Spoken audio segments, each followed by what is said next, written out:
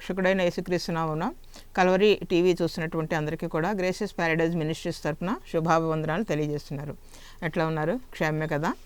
మరి ఈరోజు వాక్యం ఏంటంటే, దేవుడు ఎట్లాంటి దేవుడు, ఆయన మనకి ఏ విధంగా ఉంటున్నాడు అన్న విషయం గురించి, ఆయన ఏ విధంగా మనకి సహాయకుడై ఉంటున్నాడు, ఏ విధంగా మనల్ని రక్షిస్తున్నాడు అని. యెషయా రాసినటువంటి గ్రంథము లో మనకి ఒక మాట ఉంది చూడండి. 41వ అధ్యాయము 10వ వచనము. యెషయా గ్రంథము 41:10. నీవు నా దాసుడవనియు నేను నిన్ను ఉపేక్షింపక ఏర్పరచుకుంటుననియు నేను నీకు చెప్పియున్నాను.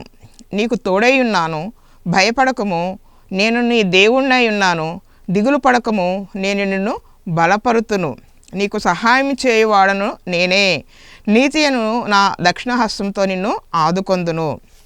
ఇక్కడ దేవుడు యెషయా ద్వారా మనతో మాట్లాడుతున్నాడు.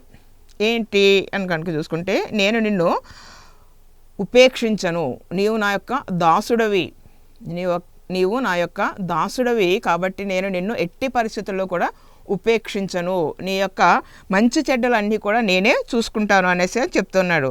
అంతేకాదు, నేను నీకు తోడై ఉన్నాను, నేను నీకు తోడై ఉన్నాను అనేసి చెప్పడం జరిగింది. భయపడకము, నేను నీకు దేవుడినై ఉన్నాను, భయపడకము, దిగులు పడకము, నేను నిన్ను బలపరుస్తాను, నేను నీకు సహాయం చేసేటువంటి వాడిని, నేను నీకు సహాయం చేసేటువంటి దేవుణ్ణి. ఎన్ని వాగ్దానాలు ఇస్తున్నాడు ఇక్కడ మనకి, అనేకమైనటువంటి ఇస్తున్నాడు. నేను ఎట్టి పరిస్థితుల్లో కూడా ఉపేక్షించను అంటే ఏంటి? నిర్లక్ష్యం చేయను.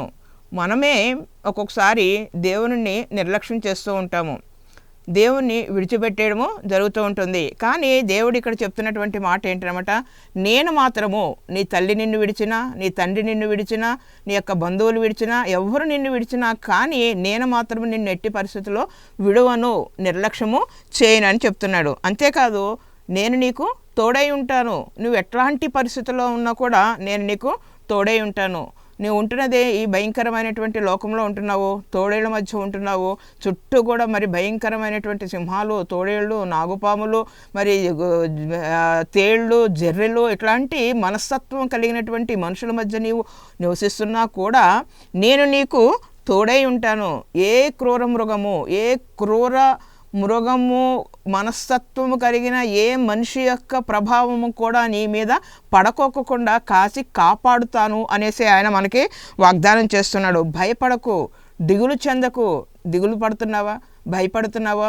అయ్యో నా జీవితం ఏమిటి ఎట్లాగైపోయింది, నేను ఏమి చేసినా కూడా కొంచెం కూడా ప్రతిఫలం రావట్లేదు, అందరూ నన్ను తిట్టేవాళ్ళే, అందరూ నన్ను అసహించుకుంటున్నటువంటి వారే, నన్ను ప్రేమించేటువంటి వారు ఎవరూ లేరు అని బాధపడుతున్నావా? మరి ఏమీ చేయలేనటువంటి నిస్సహాయ స్థితిలో ఉన్నావా? మరి అట్లాంటి స్థితిలో ఉన్నప్పుడు దేవుడు ఏమంటున్నాడు అనమాట, నీతి అను నా దక్షిణ హస్తముతో, నీతి అను నా యొక్క దక్షిణ హస్తంతో నిన్ను ఆదుకొందును, నిన్ను ఆదుకునేటువంటి దేవుడని ఆయన మనకి సెలవిస్తున్నాడు. నిజమే, మరి ఆయన మనల్ని ఆదుకునేటువంటి దేవుడు. నీతి అనేటువంటి దక్షిణ హస్తంతో ఆయన్ని మనకి ఆదుకునేటువంటి దేవుడు. అంతేకాదు, ఆయన మనకి ఎట్లా ఉంటాడనమాట, ఒక డాలుగా ఉంటానంటున్నాడు, కేడుముగా ఆయన ఉంటాననేసి వాగ్దానం చేస్తున్నటువంటి దేవుడు. అయితే ఇవన్నీ కూడా మరి ఆయన మన పట్ల ఇన్ని చూపిస్తున్నాడు అంటే అవన్నీ కూడా మనం నెరవేరాలంటే మనము కూడా ఏదో ఒకటి చెయ్యాలి కదా. మనం ఏది చేసే దేవుడు మనల్ని మరి ఈ విధంగా రక్షిస్తాడు అన్నది కూడా జ్ఞాపకం చేసుకోవాలి. ఒకసారి ఒక యుద్ధం జరుగుతూ ఉంది. 2 రాజులు అక్కడ యుద్ధానికి వెళ్ళారు. 2 రాజులు కూడా చాలా బలమైనటువంటి రాజులు, పేరు ప్రఖ్యాతులు ఉన్నటువంటి రాజులు. ఒక ఆయన యోధారాజు, ఇంకొక ఆయనేమో ఇజ్రాయేలీ రాజు. ఆ 2 రాజులు కూడా మరి సిరియా రాజు మీదకి యుద్ధానికి వెళ్ళారు. సిరియా రాజు మీదకి ఎప్పుడైతే వాళ్ళు యుద్ధానికి వెళ్ళారో అక్కడ జరిగింది కనుక చూసుకుంటే, యూదా రాజు దగ్గరికి అక్కడ చుట్టూ కూడా సైన్యం వచ్చి అతన్ని పట్టుకోవడానికి, అతన్ని చంపడానికి ప్రయత్నం చేసినప్పుడు అతను దేవునికి మొరపెట్టాడు, దేవునికి అతను ప్రార్థన చేశాడు. ఎప్పుడైతే అతను ప్రార్థన చేశాడో, దినవృత్తాంతాలు 18వ అధ్యాయంలో మనకి ఈ మాటలన్నీ కూడా కనిపిస్తున్నాయి. 18వ అధ్యాయము 31వ వచనంలో కనుక చూసుకుంటే, కాగా యెహోషువపాతు కనబడుటతోనే రథాధిపతులు అతడు ఇజ్రాయేలు రాజు అనుకుని యుద్ధం చేయుటకు అతని చుట్టుకొనిరి. కానీ యెహోషువపాతు మొరపెట్టినందున యెహోవా అతనికి సహాయం చేసెను, దేవుడు అతని యొద్ద నుండి వారు తొలగిపోవునట్లు చేసెను. ఇక్కడ వారు తొలగిపోవునట్లు అంటే చుట్టూ ఉన్నటువంటి సైన్యం అంతా కూడా తొలగిపోవునట్లు చేశారు. ఇంతకీ అక్కడ యుద్ధం ఎవరెవరితో జరుగుతుంది, ఆ యుద్ధం జరగడానికి కారణం ఏమిటి అని కనుక ఆలోచన చేసుకుంటే ఇద్దరు మహారాజులు అని చెప్తూ ఉన్నాను. ఒక ఆయనేమో ఇజ్రాయేలీ రాజు, అతని పేరు ఆహబు. ఇంకో అతని పేరు యోధారాజు, అతను యెహోషాపాతు. మరి ఇద్దరు కూడా వియ్యం అందుకున్నారు, మరి కుమార్తెని ఇచ్చుకున్నారు, వివాహాలు చేసుకున్నారు, చాలా చక్కగా ఉంటున్నారు. ఒకసారి యెహోషాపాతు ఏం చేశాడనమాట, ఆహాబు దగ్గరికి రావడం జరిగింది. యోధారాజు ఇజ్రాయేలీ రాజు దగ్గరికి రావడం జరిగింది. మరి రాజుగారు వచ్చారు, ఇయ్యంకుడు వచ్చాడు అంటే అక్కడ మరి ఆతిథ్యం ఎంత గొప్పగా ఉంటుంది. చాలా చాలా గ్రాండ్గా అక్కడ మరి ఆహ్వానం పలికారు. చక్కగా అతనికి మర్యాదలన్నీ కూడా జరిగినాయి. తర్వాత ఏం చేశారన్నమాట, వాళ్ళు విందులు తీసుకున్నారు. ఆ విందులో కూడా మరి ఎన్నో రకరకాలైనటువంటి వంటలు, చక్కగా రకరకాలైనటువంటివన్నీ కూడా అక్కడ చేయడం జరిగింది. వారు భోజనాలు చేశారు, చక్కగా మరి ద్రాక్షారసాన్ని తాగారు. తర్వాత మరి ఇప్పుడంటే టైంపాస్ కోసము సినిమాలని, షికార్లని, లేకపోతే ఇంకా ఏదైతే డ్యాన్స్ ప్రోగ్రాంలు అవి ఇవి ఉంటాయి. ఇంకా చెప్పాలంటే ఎవరి ఫోన్లో వాళ్ళు మునిగిపోయి తల ఉంచుకుని ఆ ఫోన్లో మునిగిపోతూనే ఉంటారు. కానీ మరి అప్పుడు ఆ రోజుల్లో కనుక చూసుకుంటే ఎట్లా ఉండేదన్నమాట, ఒకవైపున వాయిద్యాలు వాయిస్తూ ఉండేటువంటి వారు, ఇంకొక వైపున డ్యాన్స్ ప్రోగ్రాంలు జరుగుతూ ఉండేవి, నృత్యాలన్నీ కూడా జరుగుతూ ఉండేవి. ఇవన్నీ జరుగుతూ ఉన్నప్పుడు అక్కడ ఇద్దరు కూడా మాట్లాడుకున్నారన్నమాట. యెహోషాపాతు ఆహాబు మాట్లాడుకున్నారు. దానికి ఆహాబు చెప్పినటువంటి మాట ఏంటంటే, అతనికి వచ్చినటువంటి ఆలోచన, చూడు యెహోషాపాతు, మన ఇద్దరం మరి బంధువులం కదా, అయితే మన ఇద్దరికి కూడా విరోధి అయినటువంటి వాడు ఒకడు ఉన్నాడు, సిరియా రాజు ఉన్నాడు, కాబట్టి సిరియా రాజు మీదకి మనము యుద్ధానికి వెళదాము అన్నాడు.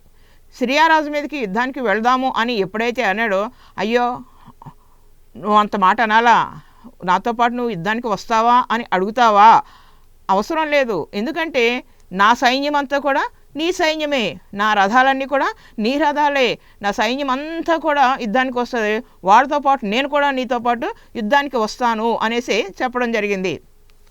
యుద్ధానికి వస్తాననేసి చెప్పడము జరిగినప్పుడు మరి ఇక్కడ ఇద్దరు కూడా ఎట్లాంటి రాజులు అని చెప్పాను, మహారాజులు అని చెప్తున్నాను కదా, ఇద్దరికి కూడా దేవుడు అంటే తెలుసు. మరి అట్లాంటి వారు ఇక్కడ చేసినటువంటి పని కనుక చూసుకుంటే వెంటనే ఆహాబు ఏం చేశాడనమాట, ప్రవక్తలను పిలిపించాడు. అనేక మంది ప్రవక్తలు అక్కడికి వచ్చారు. వాళ్ళతో చెప్తూ ఉన్నాడు ఆహాబు, మేము యుద్ధానికి, సిరియా రాజు మీదకి యుద్ధానికి వెళ్ళాలనుకుంటున్నాము, యుద్ధానికి బయలుదేరి వెళ్తున్నాము, మరి యుద్ధంలో మేము విజయం పొందమా, మాకు గెలుపు వస్తుందా రాదా, మాకు తెలియాలి, మాకు చెప్పాలి, మీరు చెప్పండి అని ఎప్పుడైతే అడిగారో, మరి ఈ యొక్క ఆహాబు దగ్గర ఉన్నటువంటి ఆ యొక్క ప్రవక్తలు, ఆహాబు యొక్క ప్రవక్తలు అంతా కూడా ఎవరు అనుకుంటే బయలు ప్రవక్తలు. ఎంతమంది వాళ్ళు అంతా కూడా బయలు ప్రవక్తలు, అషారా దేవతని పూజించేటువంటి భక్తులు, ప్రవక్తలు. వాళ్ళు ఎందుకు వాళ్ళు అక్కడికి వచ్చారు అంటే, ఆహాబు మరి దేవుడు అంటే తెలుసు, యెహోవా దేవుడు అంటే తెలుసు, కానీ అక్కడ జరిగింది ఏంటి అంటే భార్య ప్రేరణ చేత. మనకి ఈ మాట ఎక్కడ ఉంటుందంటే 1వ రాజుల గ్రంథంలో కనుక చూసుకుంటే 1వ రాజుల గ్రంథము 21వ అధ్యాయంలో 25వ వచనము, తన భార్య అయిన యెజెబెలు ప్రేరణ చేత యెహోవా దృష్టికి కీడు చేయ తన్ను తాను అమ్ముకొన్న ఆహాబు వంటి వాడు ఎవ్వడునూ లేడు.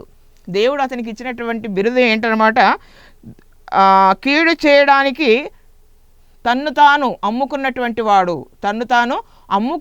వాడు, ఒక దుష్టుడు, ఒక దుర్మార్గుడు, ఒక నీచుడు, అట్లాంటి వాడు ఈ లోకంలో ఇంకెవరూ లేరు. భార్య మాటల చేత, భార్య ప్రేరణ చేత అనేసి అక్కడ చెప్పడం జరిగింది. అట్లాంటి ఆహాబు ఎందుకు అంత మాట అక్కడ చెప్పడం జరిగిందంటే, ఈ యొక్క ఆహాబు చరిత్ర కనుక చూసుకుంటే ఆహాబుకు మరి యెహోవా దేవుడు తెలుసు, కానీ తను ఏం చేశాడనమాట, దేవుని మర్చిపోయాడు, దేవుని యొక్క మాటని నిర్లక్ష్య పెట్టేశాడు, దేవుణ్ణి పక్కకి నెట్టివేసి తన యొక్క భార్యకి మొదటి స్థానం ఇచ్చి భార్య యొక్క ఆలోచన ప్రకారము నడవడం ప్రారంభించారు. అతను మరి 400 మంది బయలుదేవతలు, 480 మంది అషారా దేవతలు, ప్రవక్తలు, అబ్బో ఎట్లా అంటే అట్లా ఉండేదనమాట. యెహోవా ప్రవక్తలు ఎవరిని కూడా ఉంచుకోకుండా అందరినీ కూడా చంపేయడానికి రకరకాలైనటువంటి ప్రయత్నాలు అతని భార్య అయినటువంటి యెజెబెలు చేస్తూ ఉండేటువంటిది. మరి అట్లాగా ఒకసారి ఈ యొక్క ఆహాబుకి ఒక కోరిక వచ్చింది. అట్లా వెళ్ళాడు. చూసినప్పుడు అక్కడ ఒక మంచి ద్రాక్ష తోట కనిపించింది. ఆ యొక్క మంచి ద్రాక్ష తోట కనబడగానే అతని హృదయంలో ఒక ఆలోచన వచ్చిందనమాట. ఈ మంచి ద్రాక్ష తోట ఉంది కదా, ద్రాక్ష తోట చాలా చక్కగా కాయలు కాస్తుంది కదా, ఈ యొక్క ద్రాక్ష తోటని తీసివేసి కూర మొక్కలు వేసుకుంటే ఎలా ఉంటుంది, కూర ముక్కలు వేసుకుంటాడంట, కూర మొక్కలు వేసుకుంటే బాగుంటుంది అని అనుకుని ఆయన పిలిపించాడు, ఆ యజమానిని పిలిపించాడు. ఆ యజమాని వచ్చినప్పుడు అడిగాడు అనమాట, నాకు ఈ యొక్క తోట కావాలి అంటే అక్కడ ఉన్నటువంటి ఆ యజమాని అయినటువంటి నాబోతు అన్నాడు కదా, ఇది నా యొక్క పితరుల దగ్గర నుంచి వచ్చినటువంటి నా పిత్రార్జితము, నా స్వాస్థ్యము, నేను దీనిని అమ్మను అన్నాడు. నీకు వేరే చోట నీకు ఎంత కావాలంటే అంత పొలాన్ని ఇస్తానయ్యా, ఎంతో కొంత ధనం ఇస్తాను, అమ్మమంటే నేను అమ్మను అన్నాడు. ఇప్పుడు ఏం చేయాలి? ఒక రాజు అయి ఉండి అంత దిగజారి తన స్థాయికి తగ్గట్టుగా లేకోకుండా మాట్లాడి అవమానం పొందినప్పుడు అతను మరి ఏం చేశాడనమాట, మొహం ముడుచుకుని వచ్చేసాడు, ఇంకేం మాట్లాడలేకపోయాడు.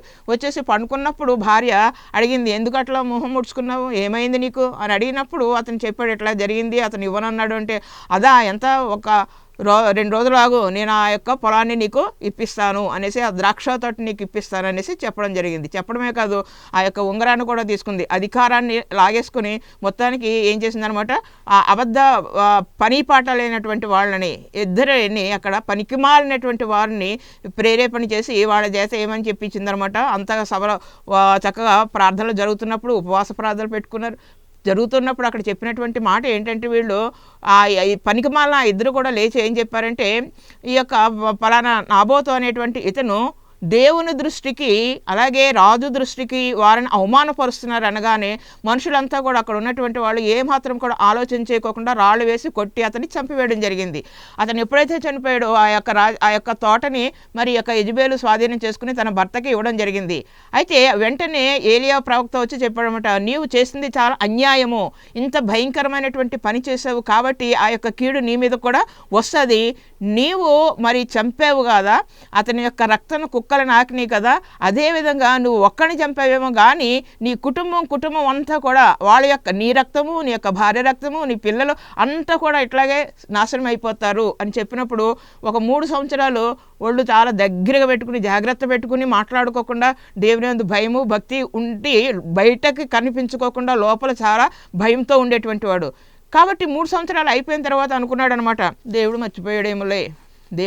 మర్చిపోయాడేమోలే అనుకుని ఇప్పుడు ఏం చేస్తున్నాడు అనమాట, ఈ యొక్క యెహోషువపాతు అక్కడికి వచ్చినప్పుడు మనము సిరియా రాజు మీదకి యుద్ధానికి వెళ్దాము అని చెప్పినప్పుడు సరే యుద్ధానికి వెళదాము అనుకున్నారు. వెళదాము అనుకుంటే అక్కడ జరిగినటువంటిది మరి ఈ యొక్క ప్రవక్తలు పిలిపించినప్పుడు ఈ యొక్క బయలుదేవత ప్రవక్తలు వీళ్ళంతా కూడా వచ్చి చెప్పారనమాట, మీరు వెళ్ళిపోవడం యుద్ధానికి, మీకే విజయము, మీరు 2 రాజులు వెళ్తున్నారు, వాడు ఒక్కడో చనిపోతాడు, మొత్తం సిరియా అంతా మీ కైవసం అయిపోతూ ఉంటుంది, అలా ఇలా అనేసి బాగా పొగిడినప్పుడు మరి సరే అనుకున్నారు. అయితే ఇక్కడ యెహోషువపాతు చేసింది ఏంటంటే, కాదు యెహోవా భక్తులు ఎవరైనా ఉన్నారా, యెహోవాని సేవించేటువంటి వాళ్ళు ఎవరైనా ఉన్నారా, ఒంటి ప్రవక్త ఎవరైనా ఉంటే వాళ్ళని పిలవండి, వాళ్ళు దేవునితో మాట్లాడి వాళ్ళు కరెక్ట్ చెప్తారు అనగానే మరి ఆహాబు అన్నమాట, వద్దు అని చెప్పడం జరిగింది.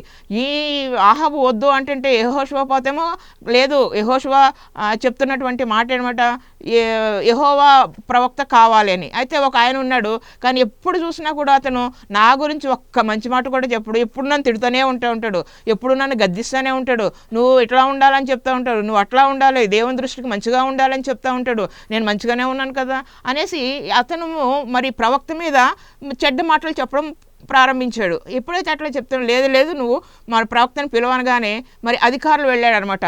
ఎవరు అక్కడ ప్రవక్త అనేటువంటి మీకాయ అనేటువంటి ప్రవక్త ఉన్నాడు. మరి ఆయన దగ్గరికి వెళ్ళి ఈ యొక్క అధిపతులు చెప్పారు, ఇదిగో 2 రాజులు ఉన్నారు అక్కడ, చాలా జాగ్రత్తగా మాట్లాడు.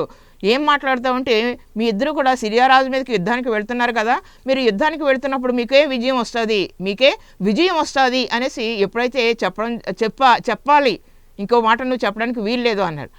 మీకా ఏమన్నాడంటే, లేదు నేను అట్లా చెప్పను, దేవుడు నాకు ఏదైతే బయలుపరుస్తాడో ఆ మాట మాత్రమే నేను చెబుతాను, దేవుడు చెప్పినటువంటి మాట మాత్రమే నేను చెప్తాను, నిజమే చెప్తాను కానీ నేను అబద్ధం చెప్పను అన్నాడు.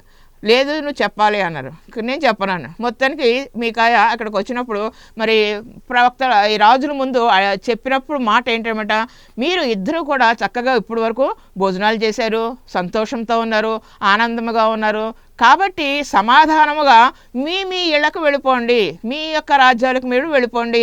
మరి ఆహాబు అక్కడికి వెళ్ళిపోవాలి, యెహోషాపాతు మీ రాజ్యానికి మీరు వెళ్ళిపోండి అనేసి చెప్పడం జరిగింది. అదేంటి యుద్ధానికి వెళ్ళొద్దా అంటే వద్దు, యుద్ధానికి వెళ్ళొద్దు అనేసి అక్కడ చెప్పినప్పుడు ఆహాబు అంటున్నాడు అనమాట, చూసావా నేను చెప్తానే ఉన్నాను కదా, అతను మనకి మంచి ఎప్పుడు కూడా చెప్పడు, ఎప్పుడు కూడా నా మీద మరి భయంకరమైనటువంటి మాటలే మాట్లాడుతూ ఉంటాడు, చెడ్డ మాటలే చెప్తూ ఉంటాడు, మనకి విజయం గురించి ఎప్పుడు కూడా చెప్పడు అన్నప్పుడు, లేదు నేను నిజమే చెప్తున్నాను, ఒకవేళ మీరు యుద్ధానికి కనుక వెళితే అక్కడి నుంచి తిరిగి రారు అని చెప్పాడు అనమాట. అనగానే ఎవరు చెప్పారు నీకు ఈ మాట అనగానే దేవుని యొక్క ఆత్మ చెప్తుందంటే అక్కడ ఉన్నటువంటి అధిపతుల్లో ఒక ఆయన లేచి, దేవుని యొక్క ఆత్మ మా దగ్గర నుంచి నీ దగ్గరికి ఎట్లా వచ్చింది, ఏ రూట్లో వచ్చింది, ఏ రోడ్లో వచ్చింది, చెప్తావా చెప్పవా అని చెప్పేసి వెళ్ళి ఒక్కటిచ్చి ఫాట్ పని గట్టిగా కొట్టాడు అనమాట. కొట్టేటప్పటికి పాపం మీకాయి అక్కడ ఏమీ కూడా మాట్లాడలేకపోయాడు. అయితే ఆహాబు ఏం చేశాడనమాట, ఈయన తీసుకెళ్ళి జైల్లో పడేయండి, ఇతనికి భోజనం పెట్టద్దు, మిగిలిపోయింది, పాసిపోయింది, కుళ్ళిపోయింది, పాడైపోయింది అన్నీ అతనికి పెట్టండి, అంతేగాని మేము తిరిగి వచ్చే వరకు కూడా అతన్ని అట్లానే ఖైదీగానే ఉంచండి అని చెప్పినప్పుడు, మరి అక్కడ చెప్పినటువంటి ఆ మీకా ఏమని చెప్తున్నాడంట, తిరిగి మీరు రానేసి మళ్ళీ అక్కడ చెప్పడం జరిగింది. అంటే దేవుని యొక్క మాట ఎట్లాగా జరుగుతుందో మనం ఇప్పుడు గమనిస్తున్నాము. ఇక్కడ ఈ ఆహాబు చెప్పినటువంటి మాట ఏమని చెప్తున్నాడు అనమాట, మనము యుద్ధానికి వెళ్దాము, అయితే మీరు ఒకటి గుర్తుపెట్టుకోండి, నేను మారువేషం వేసుకుంటాను. యెహోషాపాతు తోటి ఏం చెప్తాడు, మీరు మాత్రం మంచిగా వెళ్ళిపోండి యుద్ధానికి అనేసి చెప్పడం జరిగింది. కీర్తన 1వ అధ్యాయంలో కనుక చూసుకుంటే అక్కడ మొట్టమొదటి ఉన్నటువంటి మాట ఏంటంటే, దుష్టుల ఆలోచన చొప్పున నడువక. కానీ ఇక్కడ ఏమైపోయింది, ఇప్పుడు ఆహాబు చెప్పినటువంటి మాట ప్రకారము ఈ యొక్క యెహోషాపాతు యుద్ధానికి బయలుదేరాడు. ఆహాబు ఏమో మారువేషం వేసుకున్నాడు, బయలుదేరి ఇద్దరు కూడా వెళ్ళడం జరిగింది. ఎప్పుడైతే అట్లా వెళ్ళారో ఆ యుద్ధంలో మరి సిరియా రాజు చెప్పినటువంటి మాట ఏంటంటే, ఇదిగో వీళ్ళిద్దరూ యుద్ధానికి వస్తున్నారు, రాజులు వస్తున్నారు, యుద్ధానికి వస్తున్నారు, కాబట్టి సైన్యంతో ఏమని చెప్తున్నామట, మీరు అధికారుల దగ్గర కానీ లేదా సామాన్యులు మామూలు సైనికులకి టార్గెట్ చేయకండి, వాళ్ళతోటి యుద్ధానికి వెళ్ళకండి, రాజును మాత్రమే టార్గెట్ చేయండి, రాజును మాత్రమే పట్టుకోండి, రాజునే చంపేయండి అనేసి అక్కడ చెప్పడం జరిగింది. కాబట్టి వీళ్ళు ఇప్పుడు ఇద్దరు రాజులు యుద్ధానికి వెళితే మరి ఆహాబు ఏమో మారువేషంలో ఉన్నాడు కాబట్టి ఎవరు కూడా అతన్ని రాజు అని గుర్తుపట్టలేకపోయారు. కానీ ఇక యెహోషాపాతు మారువేషంలో లేని కారణం చేత ఇతన్ని రాజు అనుకుని చుట్టుముట్టేశారన్నమాట. ఎప్పుడైతే చుట్టుముట్టేశారో మరి అప్పుడు యెహోషాపాతు చేసినటువంటి ప్రార్థన, అతను చక్కగా దేవునికి సన్నిధానంలో మొరపెట్టాడు, ప్రార్థన చేశాడు, అయ్యో నేను తప్పు చేశాను, నన్ను క్షమించు, నన్ను రక్షించు అని ఎప్పుడైతే ప్రార్థన చేశాడో, మరి అంతే కదా, ప్రార్థన చేసినప్పుడు ఆయన ప్రార్థన వినేటువంటి దేవుడు, ప్రార్థన అంగీకరించేటువంటి దేవుడు, విడుదల కలగజేసేటువంటి వాడు, భయపడకము నేను నీకు తోడై ఉన్నానని వాగ్దానం చేసినటువంటి వాడు, నేను డాలుగా ఉంటానన్నాడు, నేను నీకు కేడముగా ఉంటాను అన్నాడు. మరి యుద్ధానికి వెళ్ళేవాళ్ళు అందరూ కూడా ఎట్లా ఉంటారు, తల మీద పెద్ద శిరస్త్రాణాన్ని పెట్టుకుంటారు ఇనపది, అలాగే జాకెట్ లాంటిది ఒకటి వేసుకోవడం జరుగుతుంది, అది కూడా ఇనుపదే ఉంటుంది, ఇనుప చొక్కా వేసుకోవడం, మరి కాళ్ళకు కూడా పెద్ద పెద్ద బూట్లు వేసుకుంటారు, అది ఇనుపదే.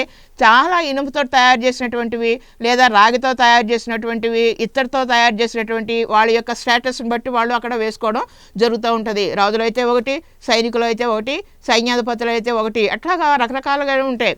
మరి వీళ్ళు కూడా వేసుకోవడం జరిగింది. మనకు కూడా తెలుసు కదా, దావీదు కూడా వేసుకున్నాడు, గొలియాతు మీదకి యుద్ధానికి వెళ్ళినప్పుడు అన్నీ కూడా ధరించాడు, శిరస్త్రాణాన్ని వేసుకున్నాడు, మరి జాకెట్ వేసుకున్నాడు, ఆ షూస్ వేసుకున్నాడు, కత్తి పట్టుకున్నాడు, 4 అడుగులు వేసి, అమ్మో ఇంత బరువు నేను మొయ్యలేను, నాకు వద్దు బాబు అని చెప్పి అన్నీ కూడా తీసివేసి కేవలము 5 రాళ్ళు మాత్రమే తీసుకుని గొలియాతు మీదకి యుద్ధానికి వెళ్ళడము జరిగింది. అంటే గొలియాతు కూడా ఇప్పుడు ఎట్లా ఉన్నాడు, పెద్ద మొత్తం యుద్ధానికి వెళ్ళేటప్పుడు ఉండేటువంటి ఆ యొక్క కవచాలన్నీ కూడా తొడుక్కుని వెళ్ళాడు. అదేవిధంగా మరి యెహోషాపాతు కూడా అదేవిధంగా ఈ యొక్క అన్నీ కూడా వాడు తొడుక్కుని వెళ్ళడం జరిగింది, అన్నీ కూడా వాళ్ళు ధరించి వెళ్ళడం జరిగింది. అయితే మరి ఎప్పుడైతే ఇక్కడ యెహోషాపాతు ప్రార్థన చేశాడో దేవుడు అతనికి ఎట్లా ఉన్నమాట, డాలుగా ఉన్నాడు. డాలు అంటే మరి గుండ్రంగా ఉంటుంది, ఒక చేతితో కత్తి ఉంటుంది, ఒక చేతిలో డాలు ఉంటుంది. కత్తి అవతల నుంచి సైనికులు కొట్టినప్పుడు కత్తి మరి దెబ్బ తగలకోకుండా వీళ్ళు డాలుని అడ్డంగా పెట్టుకుని రక్షణ పొందుతూ ఉంటారు. అలాగే కేడం కనుక చూసుకుంటే చాలా పొడవుగా ఉంటుంది, పైన కొంచెం యూషోప్లో ఉంటుంది, తర్వాత చాలా పొడవుగా ఉంటుంది. ఎక్కడ కూడా చిన్న దెబ్బ కూడా, కాళ్ళకు కూడా దెబ్బ తగలుకోకుండా పైనుంచి కింద వరకు కూడా ఎక్కడ ఒక కత్తి కానీ లేకపోతే ఈట కానీ విల్లు కానీ ఏది కూడా తగలుకోకుండా ఉండడానికి మొత్తం వాళ్ళకి కాపాడడానికి యొక్క కేడము ఎంతగానో అవసరము. అంటే ఒక చేతిలో కొంతమంది చేతిలో కేడము ఉంటుంది, కొంతమంది చేతుల్లోనేమో మరి డాలు ఉంటుంది. కానీ మన దేవుడు మనకి ఎట్లా ఉంటున్నాడు అనమాట, కేడముగా ఉంటానంటున్నాడు, డాలుగా ఉంటానంటున్నాడు, రక్షించేటువంటి దేవునిగా ఆయన ఉంటాననేసి మనకి సెలవు ఇవ్వడం జరిగింది. ఇక్కడ మరి యెహోషువపాతు ఏ మాత్రం కూడా ఎవరికి కూడా దొరకకుండా వాళ్ళే అంతా కూడా వెళ్ళిపోవడం జరిగింది. కానీ ఆహాబుకి ఏమైంది అనుకుంటే, ఒకడు గురి చూడుకోకుండానే అతనికి పెద్దగా విలువజ్జో వచ్చో రాదో, కానీ అతను ఏం చేసామంట, ఒక్క బాణం తీసుకుని కొట్టాడు. ఎప్పుడైతే అతను బాణం తీసుకుని కొట్టడం జరిగిందో అది వచ్చి మరి తలకి శిరస్రాడం ఉంది, హెల్మెట్ ఉందనుకోవచ్చు, మరి జాకెట్ అంటే బుల్లెట్ ప్రూఫ్ జాకెట్లో ఉండొచ్చు, అన్నీ ఉన్నాయి. అయినా కూడా ఎక్కడో కొంచెము చిన్న ఖాళీ ఉంటే ఆ రెండిట్లకి మధ్యన వెళ్ళి ఎప్పుడైతే ఆ యొక్క బాణం అతనికి కొట్టిందో, తగిలిందో, ఆ గుచ్చుకుపోయిందో, మరి అక్కడి నుంచి రక్తం కారడం మొదలుపెట్టింది. రక్తం అంతా కూడా కారిపోతూ ఉంటే తన ఆ రథసారథితో చెప్తున్నామట, నన్ను బయటికి తీసుకెళ్ళిపో అని చెప్తూ ఉంటే అక్కడ యుద్ధం చాలా భయంకరంగా జరుగుతుంది. బయటికి వెళ్ళడానికి ఏమాత్రం కూడా అవకాశం లేకపోయింది. మరి ఉదయం నుంచి సాయంత్రం వరకు కూడా ఆహాబు ఆ విధంగా అక్కడ నిలబడిపోయాడు. ఆ యొక్క రథంలో ఎప్పుడైతే అతను ఉండిపోయాడో అతని రక్తం అంతా కూడా కారిపోయి అతను సాయంత్రానికి చనిపోవడం జరిగింది. మరి చనిపోయిన తర్వాత అతను యుద్ధం అయిపోయింది, అందరూ కూడా అటు వెళ్ళిపో, సాయంత్రం అయిగానే క్లోజ్ అయిపోతూ ఉంటుంది. మరి ఆ రథాన్ని కడగడానికి తీసుకువెళ్ళినప్పుడు అక్కడ కడుగుతున్నప్పుడు ఆ కుక్కలు వచ్చి ఆ యొక్క ఆహాబు రక్తాన్ని నాకినాయి. అంటే దేవుడు చెప్పినటువంటి ప్రతి మాట కూడా నెరవేరుతూనే ఉంటుంది. ఆహాబుకి దేవుడు చెప్పినటువంటి మాట అక్కడ నెరవేరడం జరిగింది. కానీ దేవుడు మనకేమి చెప్తున్నాడు అన్నమాట, మనకి ఆయన ఖేడముగా ఉంటానని చెప్తూ ఉన్నాడు, మనకి ఆయన డాలుగా ఉంటానని చెప్తున్నాడు. అంతేకాదు సహాయకుడుగా ఆయన మనకు ఉంటాననేసి ఆయన చెప్పడము జరుగుతుంది. ఒక్కసారి ఆలోచన చెయ్యి, ఎట్లా ఉంటున్నావు, ఏ విధంగా నీ యొక్క జీవితంలో ఉంటున్నావు. మనము మన జీవితాల్లో దేవుని మర్చిపోయామా, దేవుణ్ణి నిర్లక్ష్యం చేసే, ఇప్పుడు మనం కనుక చూసుకుంటే ఆహాబు ఉన్నాడు, ఎంత నిర్లక్ష్యం చేశాడు. మరి ఒక రాజు స్థానంలో, ఒక ఉన్నతమైనటువంటి స్థానంలో, ఒక మంచి స్థానంలో ఉన్నాడు. కానీ తన యొక్క సైన్యాన్ని బట్టి, తన యొక్క పవర్ను బట్టి, తనకున్నటువంటి మరి ధనాన్ని బట్టి, ఇవన్నిటిని బట్టి అతను ఎంతగానో అతిశయించాడు, దేవునిని నిర్లక్ష్యం చేశాడు. అంతగా నిర్లక్ష్యం చేసిన వలన ఏమైపోయిందనమాట, దేవుని యొక్క భయంకరమైనటువంటి ఉగ్రత అతని మీదకి రావడము జరిగింది. నీ జీవితంలో కూడా మరి నీ చుట్టూ కూడా ఎట్లా ఉన్నాయి, ఈ పరిస్థితులు ఏ విధంగా ఉన్నాయో ఆలోచన చేసుకో, ఒక్కసారి జ్ఞాపకం చేసుకో. దేవుణ్ణి నిర్లక్ష్యం చేస్తున్నావా, దేవుణ్ణి విడిచిపెట్టేస్తూ ఉన్నావా, దేవుణ్ణి ఉపేక్షిస్తూ ఉంటే మరి భయంకరమైనటువంటి పరిస్థితులే రావడం జరుగుతూ ఉంటుంది. మనము యెహోషువపాతుని ఆదర్శంగా తీసుకోవాలి. ఇక్కడ ఇద్దరు రాజులు చెప్పాను, ఒక అతను యెహోషువపాతు, ఒక అతను ఆహాబు. ఎవరిని మనము ఆదర్శంగా తీసుకోవాలి అంటే, యెహోషువపాతు ఏ విధంగా అయితే తను కూడా తప్పే చేశాడు, దుష్టుల ఆలోచన చొప్పున నడిచాడు, భయంకరమైనటువంటి ప్రమాదంలోకి పడిపోయాడు. అయినా కూడా అతను తన తప్పు తెలుసుకొని ఎప్పుడైతే దేవునిని ప్రార్థన చేశాడో దేవుడు అతని యొక్క ప్రార్థన ఆలకించాడు. ఆనాడు యెహోషువ ప్రార్థన ఆలకించినటువంటి దేవుడు ఈరోజు నీ ప్రార్థన ఆలకించడా?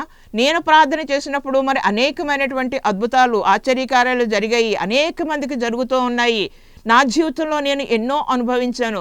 మరి అంటే ఏనాడో ఎప్పుడో 4000 సంవత్సరాల క్రితం కాదు, 2000 సంవత్సరాల క్రితం కాదు, ఈరోజు కూడా దేవుడు మన యొక్క ప్రార్థన ఆలకించి, ఆకాశం నుండి ఆయన మన యొక్క ప్రార్థన ఆలకించి మనల్ని తన యొక్క మన చేయి పట్టుకుని లేపేటువంటి గొప్ప దేవుడు. ఇంకా పడిపోయినటువంటి స్థితిలో ఉన్నావేమో, ఇంకా భయంకరమైనటువంటి పరిస్థితుల్లో ఉన్నావేమో, భయపడకము, నేను నీకు తోడై ఉన్నాను అనేసి చెప్తూ ఉన్నాడు. నిజమే, మనకి ఆయన తోడై ఉన్నాడు. మనం ఏదైనా ఒక పని చేయాలి అనుకున్నప్పుడు ఆ పని ఏమిటి? మంచి పని అయి ఉండాలి. మంచి ఏదో మనకు తెలుసు, చెడేదో మనకు తెలుసు. మనందరికీ కూడా మంచి చెడులు బాగా తెలుసు. ఎందుకంటే తాగొద్దు అని అందరికీ చెప్తూనే ఉంటాము, తాకరా బాబు అని చెప్తూనే ఉంటారు. తాగితే నీకు ఎట్లా ఎట్లా ఎట్లా భయంకరమైనటువంటి పరిస్థితి, మరి భయంకరంగా నీ యొక్క కడుపులో ఉన్నటువంటి అన్నీ కూడా పాడైపోతూ ఉంటుంది, మెయిన్ లివర్ పాడైపోతుంది అనేసి చెప్పడం జరుగుతూ ఉంటుంది. అయినా కూడా మాంటారా? ఎవరో మానరు. నువ్వు చెప్పేవాళ్ళు చాలే అనేసి చక్కగా వెళ్ళిపోయి తాగడం మొదలు పెడతా ఉంటారు. అంటే మనుషులు చెప్తే వారు వినరు, నిర్లక్ష్యం చేసేస్తూ ఉంటారు. కాబట్టి అట్లాంటి పరిస్థితుల్లో ఆరోగ్యం అంతా కూడా పాడైపోయి అనారోగ్యంతో భయంకరంగా మూలుగుతూ ఎవ్వరి సహాయము లేక దిక్కు లేకుండా ఒంటరిగా పడి ఉన్నావేమో, ఇప్పుడే దేవునికి మొరపెట్టు.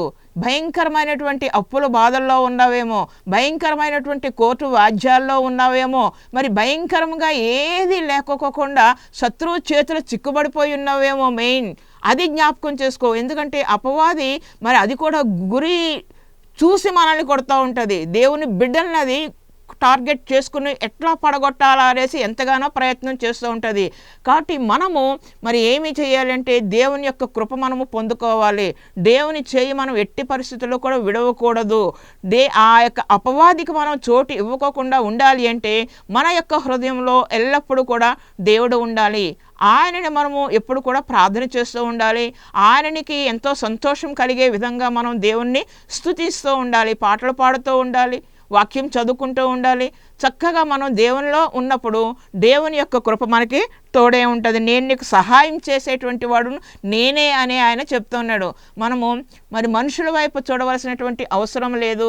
మనుషుల వైపు చూసినా మన వెనుక వాళ్ళు నవ్వుకోవడం తప్పించి వాళ్ళు మనకి ఏ విధముగానూ కూడా సహాయము చేయరు. కాబట్టి మనము మన దేవుడైనటువంటి యేసయ్య దగ్గరికి వచ్చి ఎప్పుడైతే మనము ప్రార్థన చేస్తూ ఉంటామో, ఎప్పుడైతే కన్నీటితోటి మనం ప్రార్థన చేస్తూ ఉంటామో, మనము మనస్ఫూర్తిగా హోల్ హార్టెడ్గా హృదయపూర్వకంగా దేవుని దగ్గరికి వచ్చినప్పుడు దేవుడు మనల్ని రక్షించేటువంటి వాడు. ఆయన చెప్తూ ఉన్నాడు కదా, భయపడకుము, నేను నీకు దేవుడునై ఉన్నాను, నేను నిన్ను రక్షిస్తాను అనేది సెలవిస్తున్నాడు. అట్లాంటి రక్షకుడు మనకు తోడుగా ఉన్నప్పుడు ఏ పరిస్థితుల్లో కూడా మనము దిగులు పడవలసిన అవసరం లేదు, భయపడవలసినటువంటి అవసరం లేదు. ఆయనే మనకి మరి డాలుగా కేడముగా ఉండి మన పక్షాన మరి ఆ యొక్క శత్రువు అయినటువంటి సాతాను మీద మనకి విజయాన్ని ఇచ్చేటువంటి దేవుడు, మన పక్షాన యుద్ధం చేసేటువంటి దేవుడు, మనల్ని కాపాడేటువంటి దేవుడు, మనల్ని రక్షించేటువంటి దేవుడు, మనల్ని దీవించేటువంటి దేవుడు. దేవుడి వాక్యాన్ని దీవించునుగాక. చిన్న ప్రార్థన చేస్తాను.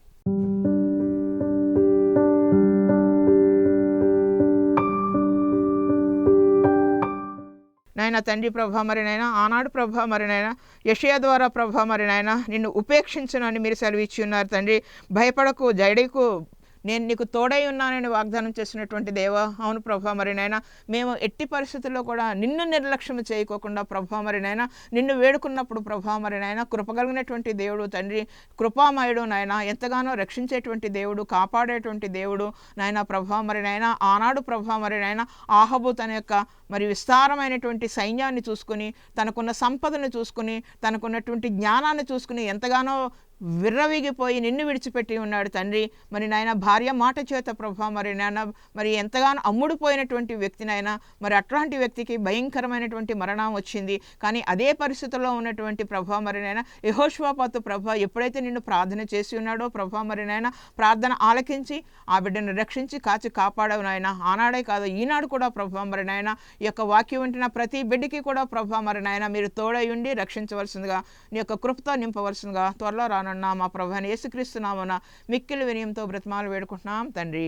ఆమెన్. మన తండ్రి అయిన దేవుని ప్రేమయు, మన ప్రభువైన యేసుక్రీస్తు కృపయు, పరిశుద్ధాత్మక అన్యోన్య సహవాసము సదాకాలము ఈ యొక్క కల్వరీ ఛానల్ చూస్తున్న ప్రతి బిడ్డ మీద కృమ్మరించబడునుగాక. ఆమెన్.